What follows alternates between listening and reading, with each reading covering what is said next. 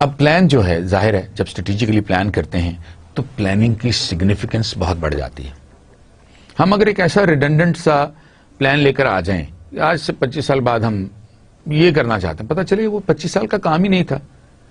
وہ تو 5 سال کا کام تھا, ہم نے 25 سال پہ اس کو پھیلا دیا اور ہم نے اپنے ریسورسز بھی ضائع کیے, سارے کے سارے ریسورسز, چاہے وہ فائنینشیل ریسورسز تھے چاہے وہ ہیومن ریسورسز تھے, اور time it self is a resource, اور ہم نے وہ بھی ضائع کر دیا, اور یہ ہم کرتے چلے جا رہے ہیں. آپ دیکھ لیجئے صورتحال اس وقت کیا ہے. Plans should be understandable. Plan میرے لیے بھی انڈرسٹینڈیبل ہونا چاہیے, جس نے بنایا تھا اس کے لیے بھی انڈرسٹینڈ ہونا چاہیے, اور اس کے بعد میں نے جس کو دینا ہے امپلیمنٹ کرنے کے لیے اس کے لیے بھی انڈرسٹینڈیبل ہونا چاہیے, کوانٹیفائبل ہونا چاہیے, میئربل ہونا چاہیے, اور اس کے ساتھ ساتھ اچیویبل ہونا چاہیے. اگر وہ اچیویبل نہیں ہے اور آپ کسی کو دے دیں گے وہ ویسے ہی ڈی موٹیویٹ ہو جائے گا, وہ ویسے کہے گا یار اس پلان نے تو ویسے ہی اچیو نہیں ہونا, جب ہونا نہیں